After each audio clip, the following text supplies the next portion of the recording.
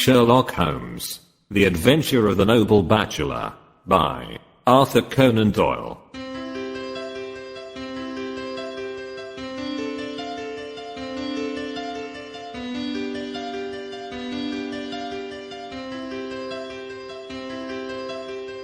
The Lord St. Simon marriage, and its curious termination, had long ceased to be a subject of interest in those exalted circles in which the unfortunate bridegroom moves. Fresh scandals have eclipsed it, and their more piquant details have drawn the gossips away from this 4-year-old drama. As I have reason to believe, however, that the full facts have never been revealed to the general public, and as my friend Sherlock Holmes had a considerable share in clearing the matter up, I feel that no memoir of him would be complete without some little sketch of this remarkable episode. It was a few weeks before my own marriage, during the days when I was still sharing rooms with Holmes in Baker Street, that he came home from an afternoon stroll to find the letter on the table waiting for him. I had remained indoors all day, for the weather had taken a sudden turn to rain, with high autumnal winds, and the Jezebel bullet which I had brought back in one of my limbs as a relic of my Afghan campaign throbbed with dull persistence. With my body in one easy chair and my legs upon another, I had surrounded myself with a cloud of newspapers until at last, saturated with the news of the day, I tossed them all aside and lay listless, watching the huge crest and monogram upon the envelope upon the table, and wondering lazily who my friend's noble correspondent could be. "Here is a very fashionable epistle," I remarked as he entered. "Your morning letters, if I remember right, were from a fishmonger and a tide waiter." "Yes, my correspondence has certainly the charm of variety," he answered, smiling, "and the humbler are usually the more interesting. This looks like one of those unwelcome social summonses which call upon a man either to be bored or to lie." He broke the seal, and glanced over the contents. "Oh, come, it may prove to be something of interest, after all." "Not social, then?" "No, distinctly professional. And from a noble client, one of the highest in England. My dear fellow, I congratulate you. I assure you, Watson, without affectation, that the status of my client is a matter of less moment to me than the interest of his case. It is just possible, however, that also may not be wanting in this new investigation. You have been reading the papers diligently of late, have you not?" "It looks like it," said I ruefully, pointing to a huge bundle in the corner.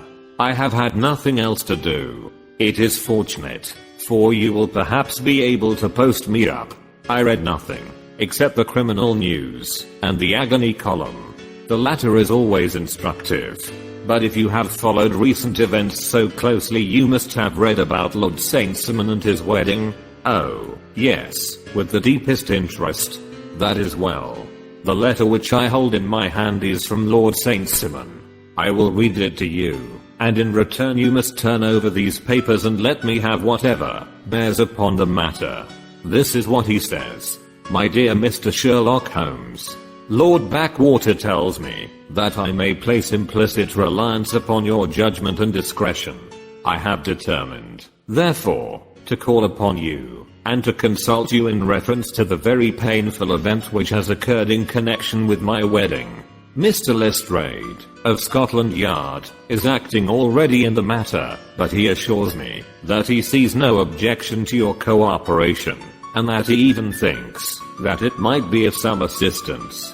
I will call at 4 o'clock in the afternoon, and, should you have any other engagement at that time, I hope that you will postpone it, as this matter is of paramount importance. Yours faithfully, St. Simon." It is dated from Grosvenor Mansions, written with a quill pen, and the noble lord has had the misfortune to get a smear of ink upon the outer side of his right little finger, remarked Holmes as he folded up the epistle. "He says 4 o'clock. It is 3 now. He will be here in an hour. Then I have just time, with your assistance, to get clear upon the subject. Turn over those papers, and arrange the extracts in their order of time, while I take a glance as to who our client is." He picked a red-covered volume from a line of books of reference beside the mantelpiece. "Here he is," said he, sitting down and flattening it out upon his knee. Backquote Lord Robert Walsingham de Saint-Simon, second son of the Duke of Balmoral. Backquote Arms, Azure, 3 called Trots-in-Chief over a fess sable. Born in 1846. He's 41 years of age, which is mature for marriage. Was Under Secretary for the Colonies in a late administration. The Duke, his father, was at one time Secretary for Foreign Affairs. They inherit Plantagenet blood by direct descent, and Tudor on the distaff side. Well, there is nothing very instructive in all this. I think that I must turn to you, Watson, for something more solid. I have very little difficulty in finding what I want, said I, for the facts are quite recent, and the matter struck me as remarkable. I feared to refer them to you, however, as I knew that you had an inquiry on hand, and that you disliked the intrusion of other matters. Oh, you mean the little problem of the Grosvenor Square furniture van. That is quite cleared up now though. Indeed, it was obvious from the first. Pray give me the results of your newspaper selections. Here is the first notice which I can find. It is in the personal column of the Morning Post, and dates, as you see, some weeks back. A marriage has been arranged, it says, and will, if rumor is correct, very shortly take place, between Lord Robert Saint-Simon, second son of the Duke of Balmoral, and Miss Hattie Doran, the only daughter of Aloysius Doran, Esquire, of San Francisco, Cal, USA. That is all. Terse and to the point, remarked Holmes, stretching his long thin legs towards the fire. There was a paragraph amplifying this in one of the society papers of the same week. Here it is. There will soon be a call for protection in the marriage market, for the present free trade principle appears to tell heavily against our home product. One by one the management of the noble houses of Great Britain is passing into the hands of our fair cousins from across the Atlantic. An important addition has been made during the last week to the list of the prizes which have been borne away by these charming invaders. Lord Saint-Simon, who has shown himself for over 20 years proof against the little god's arrows, has now definitely announced his approaching marriage with Miss Hattie Doran, the fascinating daughter of a California millionaire. Miss Doran, whose graceful figure and striking face attracted much attention at the Westbury House festivities, is an only child, and it is currently reported that her dowry will run to considerably over the 6 figures, with expectancies for the future, as it is an open secret that the Duke of Balmoral has been compelled to sell his pictures within the last few years, and as Lord Saint-Simon has no property of his own save the small estate of Birchmoor, it is obvious that the Californian heiress is not the only gainer by an alliance, which will enable her to make the easy and common transition from a Republican lady to a British peeress. Anything else? Asked Holmes, yawning. Oh, yes, plenty. Then there is another note in the Morning Post to say that the marriage would be an absolutely quiet one, that it would be at St. George's, Hanover Square, that only half a dozen intimate friends would be invited, and that the party would return to the furnished house at Lancaster Gate which has been taken by Mr. Aloysius Doran. 2 days later, that is, on Wednesday last, there is a curt announcement that the wedding had taken place, and that the honeymoon would be passed at Lord Backwater's place, near Petersfield. Those are all the notices which appeared before the disappearance of the bride. Before the what? Asked Holmes with a start. The vanishing of the lady. When did she vanish, then? At the wedding breakfast. Indeed. This is more interesting than it promised to be. Quite dramatic, in fact. Yes, it struck me as being a little out of the common.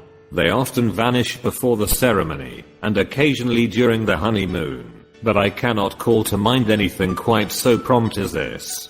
Pray let me have the details. I warn you that they are very incomplete.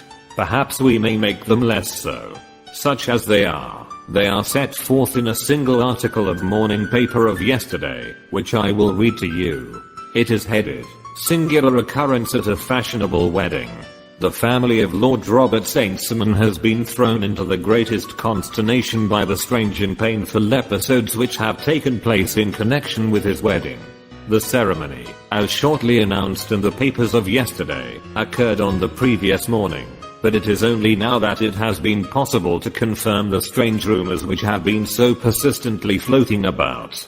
In spite of the attempts of the friends to hush the matter up, so much public attention has now been drawn to it, that no good purpose can be served by affecting to disregard what is a common subject for conversation. The ceremony, which was performed at St. George's, Hanover Square, was a very quiet one, no one being present save the father of the bride, Mr. Aloysius Doran, the Duchess of Balmoral, Lord Backwater, Lord Eustace and Lady Clara St. Simon, the younger brother and sister of the bridegroom, and Lady Alicia Whittington. The whole party proceeded afterwards to the house of Mr. Aloysius Doran, at Lancaster Gate, where breakfast had been prepared. It appears that some little trouble was caused by a woman, whose name has not been ascertained, who endeavored to force her way into the house after the bridal party, alleging that she had some claim upon Lord St. Simon. It was only after a painful and prolonged scene that she was ejected by the butler and the footman.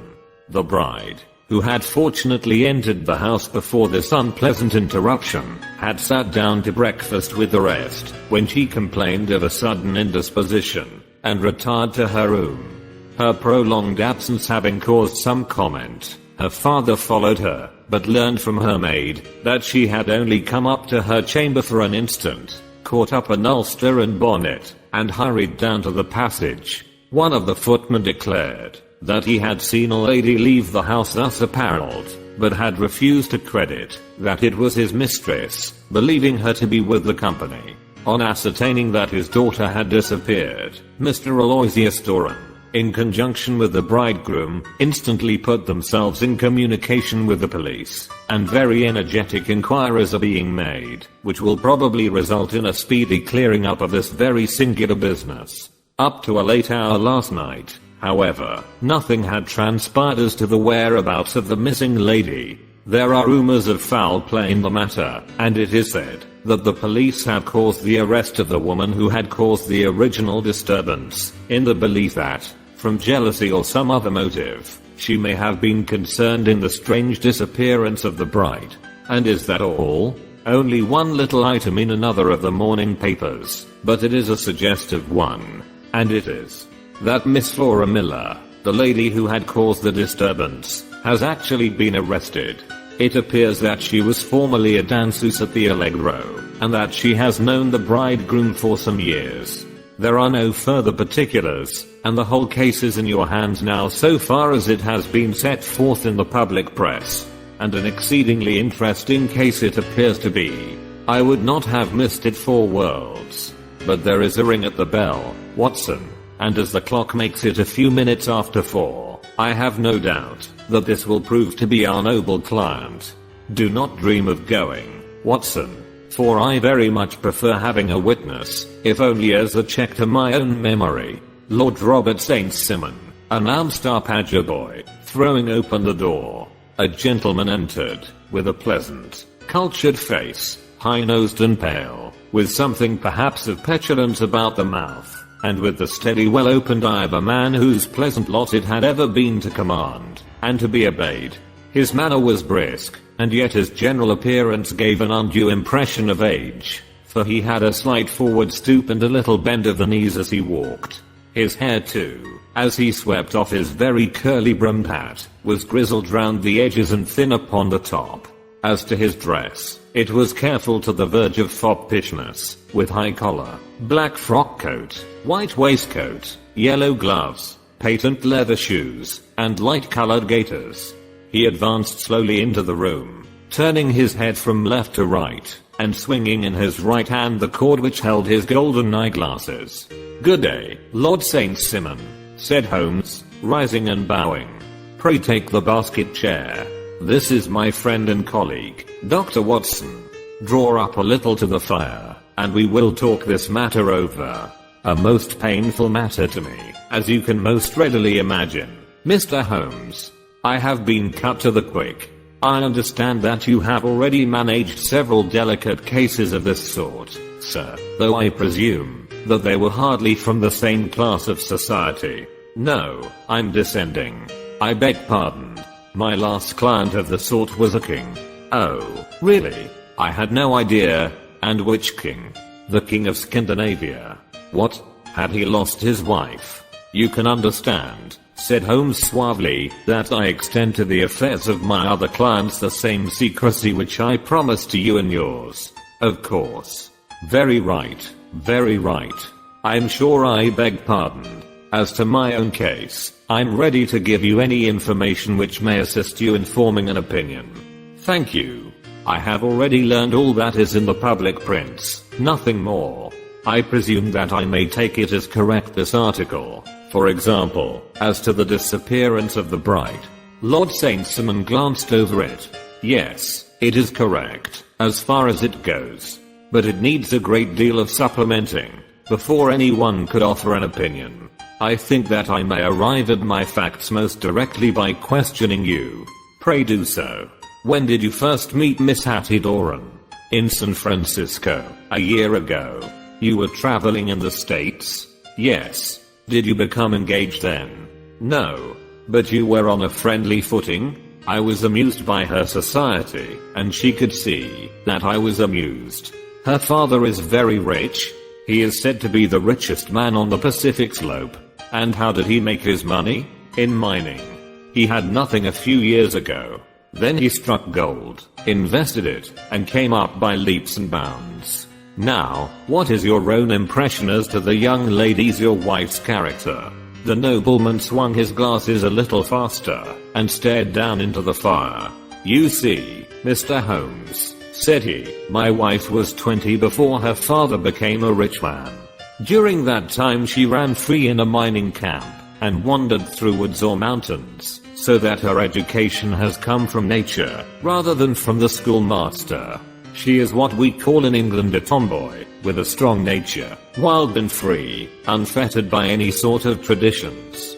She is impetuous, volcanic, I was about to say. She is swift in making up her mind and fearless in carrying out her resolutions.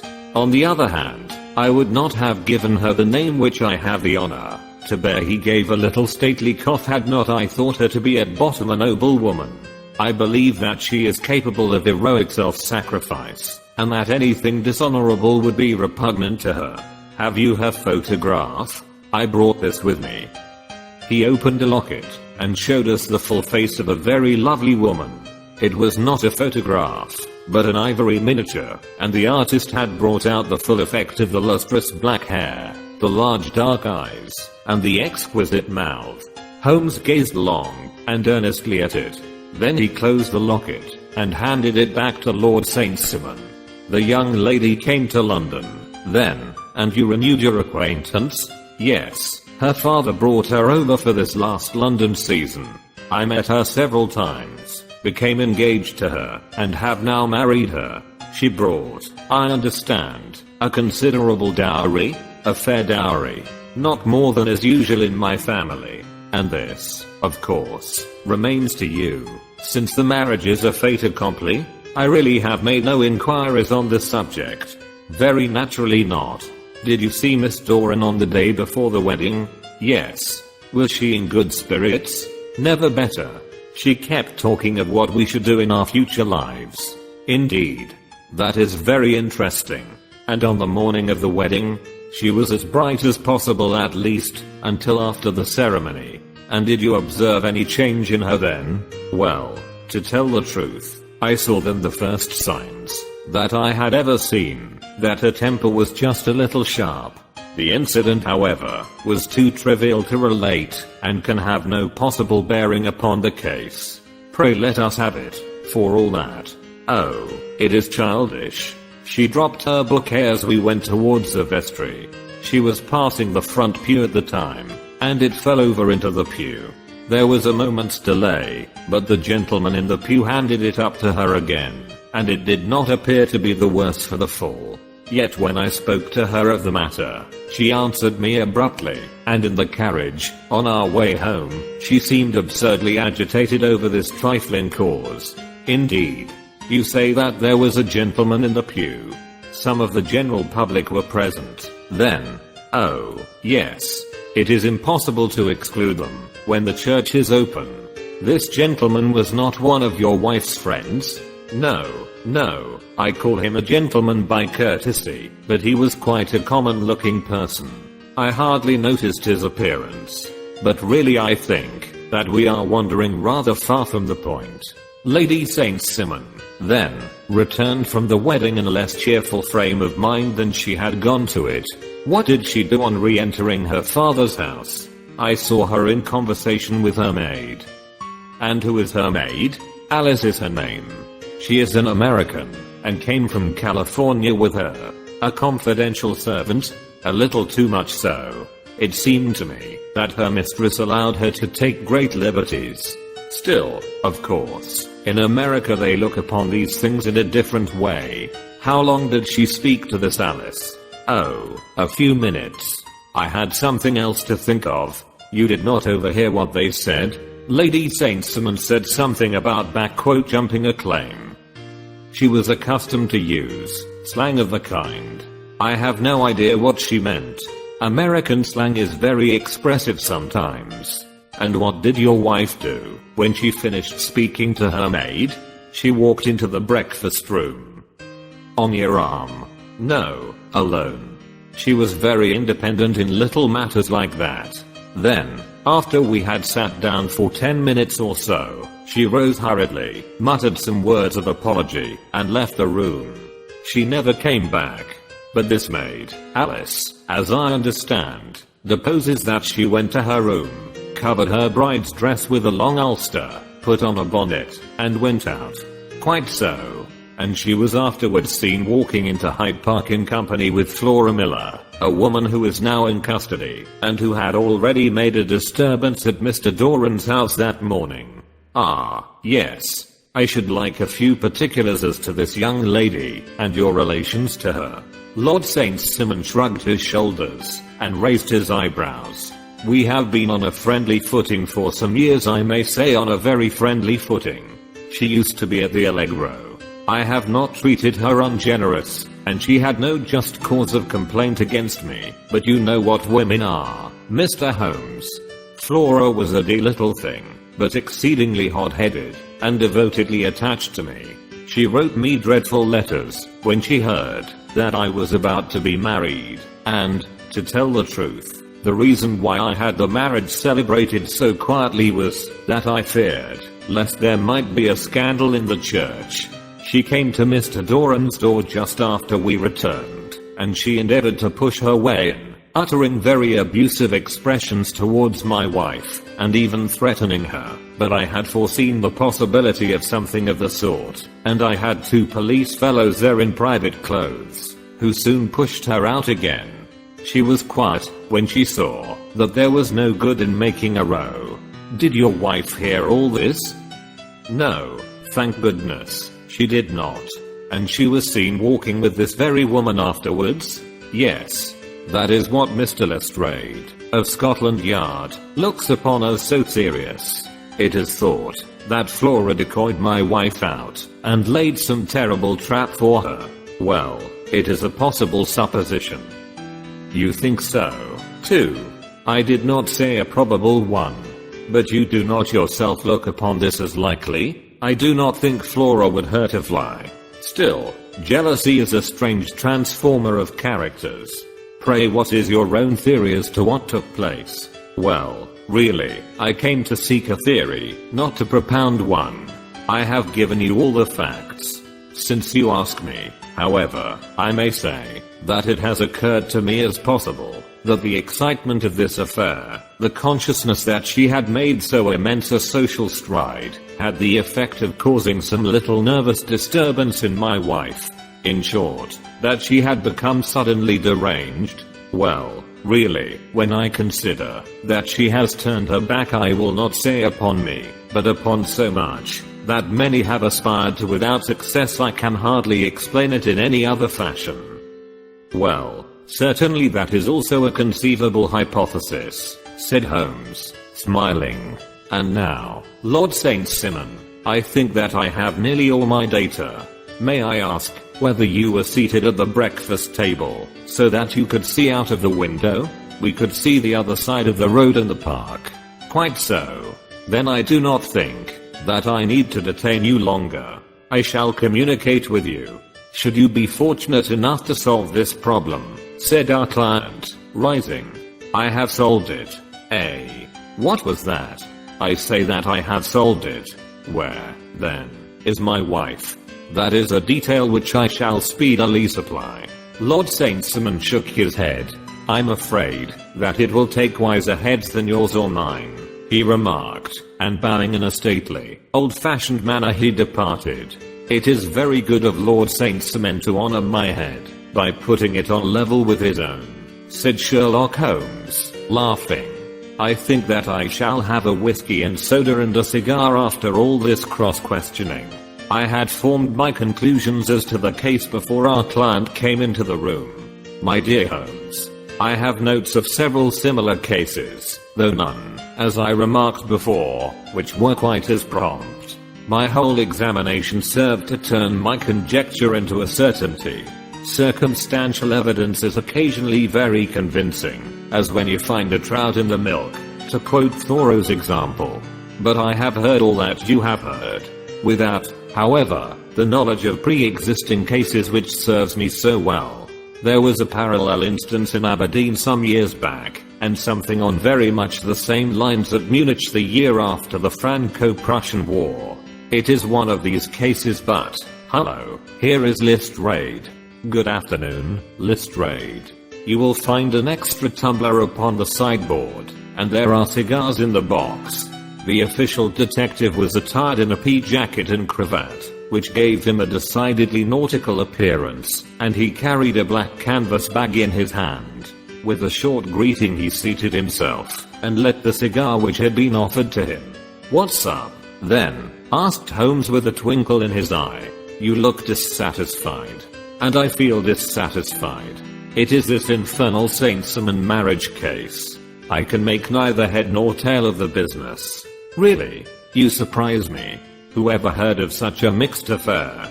Every clue seems to slip through my fingers.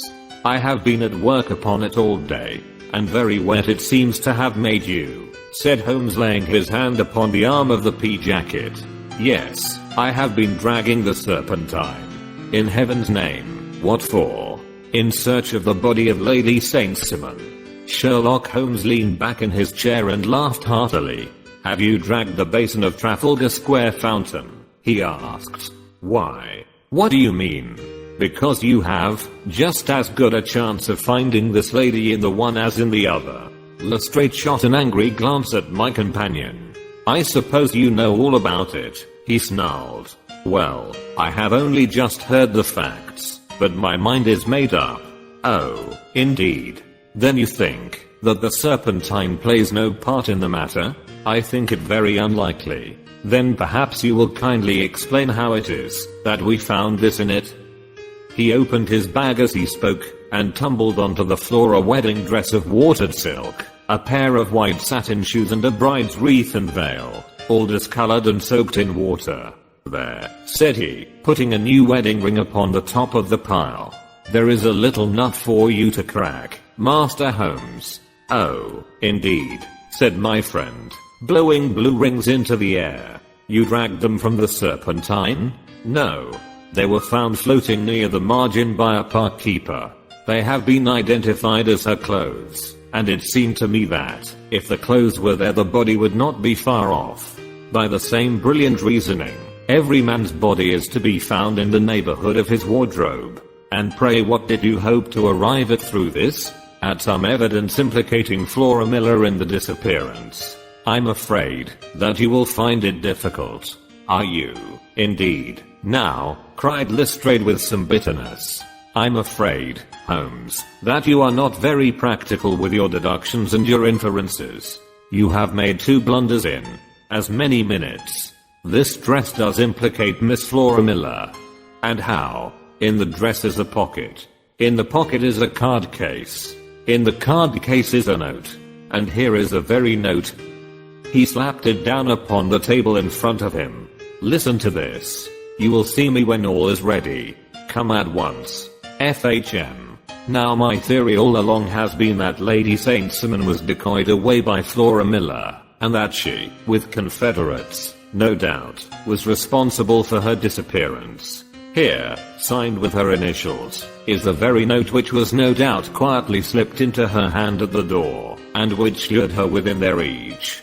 Very good, Lestrade, said Holmes, laughing. You really are very fine indeed. Let me see it. He took up the paper in a listless way, but his attention instantly became riveted, and he gave a little cry of satisfaction. This is indeed important, said he. Ah, you find it so? Extremely so. I congratulate you warmly. Lestrade rose in his triumph and bent his head to look. Why, he shrieked, you're looking at the wrong side. On the contrary, this is the right side. The right side? You're mad. Here is the note written in pencil over here. And over here is what appears to be the fragment of a hotel bill, which interests me deeply. There's nothing in it. I looked at it before, said Lestrade. October 4th, rooms 8S, breakfast 2S6D, cocktail 1S, lunch 2S6D, glass sherry 8D. I see nothing in that. Very likely not. It is most important, all the same. As to the note, it is important also, or at least the initials are, so I congratulate you again. I've wasted time enough, said Lestrade, rising. I believe in hard work, and not in sitting by the fire spinning fine theories. Good day, Mr. Holmes, and we shall see which gets to the bottom of the matter first. He gathered up the garments, thrust them into the bag, and made for the door. Just one hint to you, Lestrade, drawled Holmes before his rival vanished. I will tell you the true solution of the matter. Lady St. Simon is a myth. There is not, and there never has been, any such person. Lestrade looked sadly at my companion. Then he turned to me, tapped his forehead 3 times, shook his head solemnly, and hurried away. He had hardly shut the door behind him when Holmes rose to put on his overcoat. There is something in what the fellow says about outdoor work, he remarked. So I think, Watson, that I must leave you to your papers for a little. It was after 5 o'clock when Sherlock Holmes left me, but I had no time to be lonely, for within an hour there arrived a confectioner's man with a very large flat box. This he unpacked with the help of a youth whom he had brought with him, and presently, to my very great astonishment, a quite Epicurean little cold supper began to be laid out upon our humble lodging house mahogany. There were a couple of brace of cold woodcock, a pheasant, a p80 carrot foie gras pie with a group of ancient and cobwebby bottles. Having laid out all these luxuries, my 2 visitors vanished away, like the genii of the Arabian Nights, with no explanation save that the things had been paid for, and were ordered to this address. Just before 9 o'clock Sherlock Holmes stepped briskly into the room. His features were gravely set, but there was a light in his eye, which made me think that he had not been disappointed in his conclusions. They have laid the supper, then, he said, rubbing his hands. You seem to expect company. They have laid 4-5. Yes, I fancy we may have some company dropping in, said he. I'm surprised that Lord St. Simon has not already arrived. I fancy that I hear his step now upon the stairs. It was indeed our visitor of the afternoon who came bustling in, dangling his glasses more vigorously than ever, and with a very perturbed expression upon his aristocratic features. My messenger reached you, then? Asked Holmes. Yes, and I confess that the contents startled me beyond measure. Have you good authority for what you say? The best possible. Lord St. Simon sank into a chair, and passed his hand over his forehead. What will the Duke say, he murmured, when he hears that one of the family has been subjected to such humiliation? It is the purest accident. I cannot allow that there is any humiliation. You look on these things from another standpoint. I fail to see that anyone is to blame. I can hardly see how the lady could have acted otherwise, though her abrupt method of doing it was undoubtedly to be regretted. Having no mother, she had no one to advise her at such a crisis. It was a slight, sir, a public slight, said Lord St. Simon, tapping his fingers upon the table. You must make allowance for this poor girl, placed in so unprecedented a position. I will make no allowance. I'm very angry indeed, and I have been shamefully used. I think that I heard a ring, said Holmes. Yes, there are steps on the landing. If I cannot persuade you to take a lenient view of the matter, Lord St. Simon, I have brought an advocate here who may be more successful. He opened the door and ushered in a lady and gentleman. Lord St. Simon, said he, allow me to introduce you to Mr. and Mrs. Francis Hamilton. The lady, I think, you have already met. At the sight of these newcomers, our client had sprung from his seat and stood very erect, with his eyes cast down and his hand thrust into the breast of his frock coat, a picture of offended dignity. The lady had taken a quick step forward and had held out her hand to him, but he still refused to raise his eyes. It was as well for his resolution, perhaps, for her pleading face was one which it was hard to resist. You're angry, Robert, said she. Well, I guess you have every cause to be. Pray make no apology to me, said Lord St. Simon bitterly. Oh, yes, I know that I have treated you real bad, and that I should have spoken to you before I went, but I was kind of rattled, and from the time when I saw Frank here again I just didn't know what I was doing or saying. I only wonder I didn't fall down and do a faint right there before the altar. Perhaps, Mrs. Moulton, you would like my friend and me to leave the room while you explain this matter? If I may give an opinion, remarked the strange gentleman, we've had just a little too much secrecy over this business already. For my part, I should like all Europe and America to hear the rights of it. He was a small, wiry, sunburnt man, clean-shaven, with a sharp face and alert manner. Then I'll tell our story right away, said the lady. Frank here and I met in '84, in McQuarrie's camp, near the Rockies, where Pa was working a claim. We were engaged to each other, Frank and I, but then one day Father struck a rich pocket and made a pile, while poor Frank here had a claim that petered out and came to nothing. The richer Pa grew, the poorer was Frank, so at last Pa wouldn't hear of our engagement lasting any longer, and he took me away to Frisco. Frank wouldn't throw up his hand, though, so he followed me there, and he saw me without Pa knowing anything about it. It would only have made him mad to know, so we just fixed it all up for ourselves. Frank said that he would go and make his pile too, and never come back to claim me, until he had as much as Pa. So then I promised to wait for him to the end of time, and pledged to myself not to marry anyone else while he lived. Why shouldn't we be married right away, then? Said he, and then I will feel sure of you, and I won't claim to be your husband until I come back. Well, we talked it over, and he had fixed it all up so nicely, with a clergyman already in waiting, that we just did it right there, and then Frank went off to seek his fortune, and I went back to Pa. The next I heard of Frank was that he was in Montana, and then he went prospecting in Arizona, and then I heard of him from New Mexico. After that came a long newspaper story about how miners' camp had been attacked by Apache Indians, and there was my Frank's name among the killed. I fainted dead away, and I was very sick for months after. Pa thought I had a decline, and took me to half the doctors in Frisco. Not a word of news came for a year and more, so that I never doubted that Frank was really dead. Then Lord St. Simon came to Frisco, and we came to London, and a marriage was arranged, and Pa was very pleased, but I felt all the time that no man on this earth would ever take the place in my heart that had been given to my poor Frank. Still, if I had married Lord St. Simon, of course I'd have done my duty by him. We can't command our love, but we can our actions.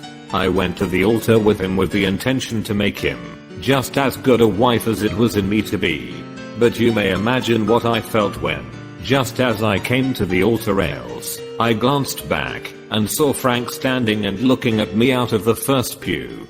I thought it was his ghost at first, but when I looked again there he was still, with a kind of question in his eyes, as if to ask me whether I were glad or sorry to see him. I wonder I didn't drop. I know that everything was turning round, and the words of the clergyman were just like the buzz of a bee in my ear. I didn't know what to do. Should I stop the service and make a scene in the church? I glanced at him again, and he seemed to know what I was thinking, for he raised his finger to his lips to tell me to be still. Then I saw him scribble on a piece of paper, and I knew that he was writing me a note. As I passed his pew on the way out, I dropped my bouquet over to him, and he slipped the note into my hand. When he returned me the flowers, it was only a line asking me to join him, when he made the sign to me to do so. Of course I never doubted for a moment that my first duty was now to him, and I determined to do just whatever he might direct. When I got back I told my maid, who had known him in California, and had always been his friend. I ordered her to say nothing, but to get a few things packed, and my ulster ready. I know I ought to have spoken to Lord St. Simon, but it was dreadful hard before his mother and all those great people. I just made up my mind to run away and explain afterwards. I hadn't been at the table 10 minutes before I saw Frank out of the window at the other side of the road. He beckoned to me and then began walking into the park. I slipped out, put on my things, and followed him. Some woman came talking something or other about Lord St. Simon to me, seemed to me from the little I heard, as if he had a little secret of his own before marriage also, but I managed to get away from her, and soon overtook Frank.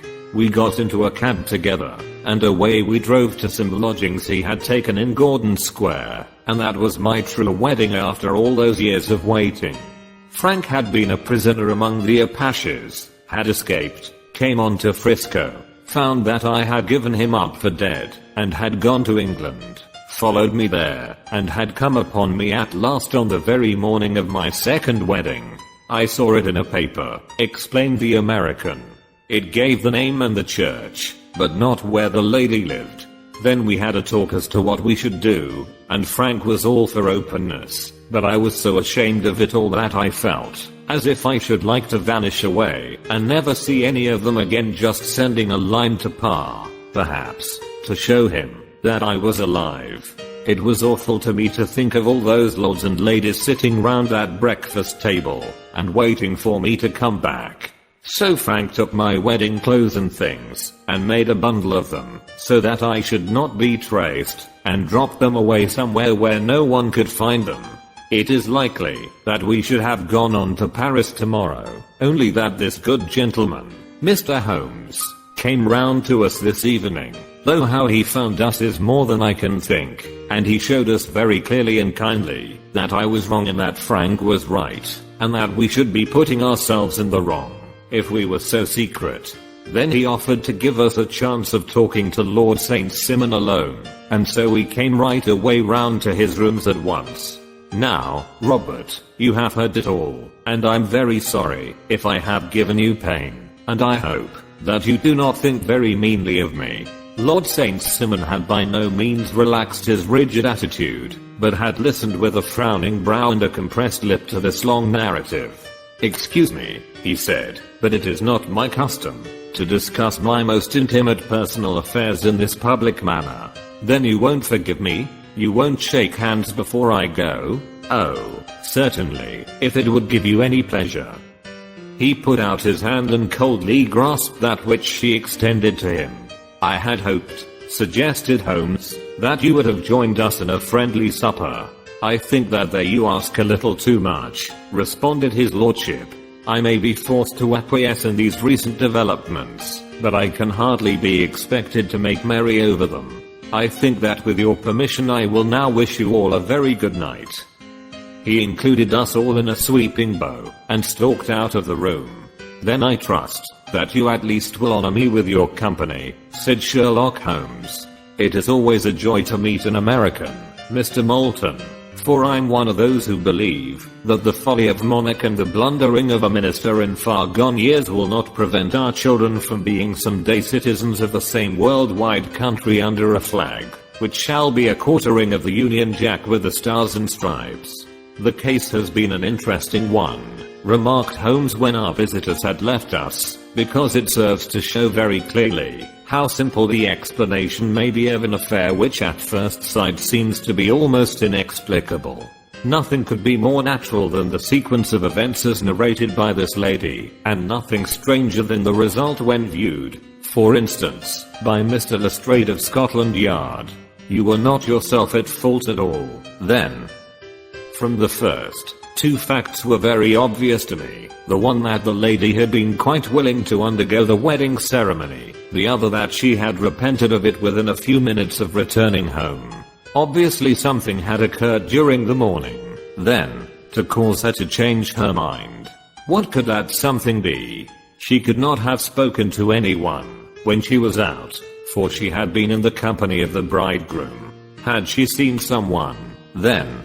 If she had, it must be someone from America, because she had spent so short a time in this country that she could hardly have allowed anyone to acquire so deep an influence over her that the mere sight of him would induce her to change her plans so completely. You see, we have already arrived, by a process of exclusion, at the idea that she might have seen an American.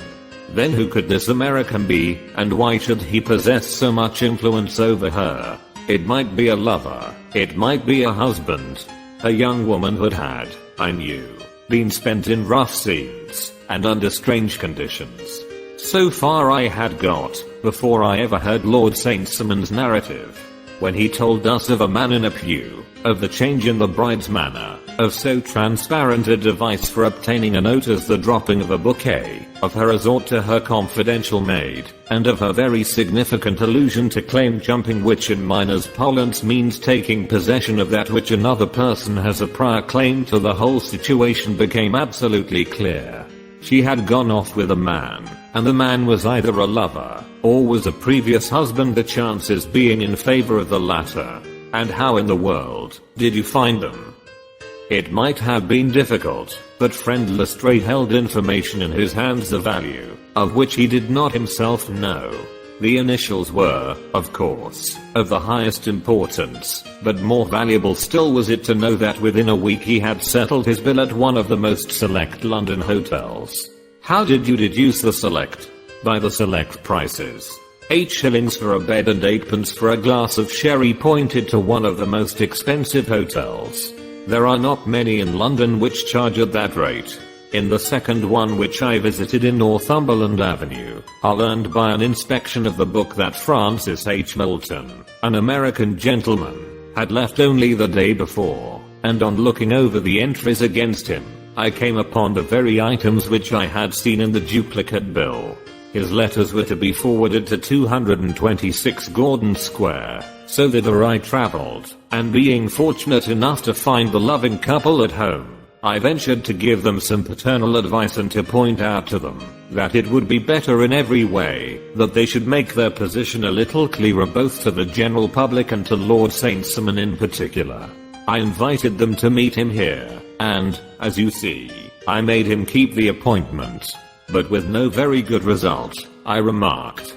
His conduct was certainly not very gracious. Ah, Watson, said Holmes, smiling, perhaps you would not be very gracious either, if, after all the trouble of wooing and wedding, you found yourself deprived in an instant of wife and of fortune. I think that we may judge Lord St. Simon very mercifully, and thank our stars that we are never likely to find ourselves in the same position. Draw your chair up, and hand me my violin, for the only problem we have still to solve is how to while away these bleak autumnal evenings.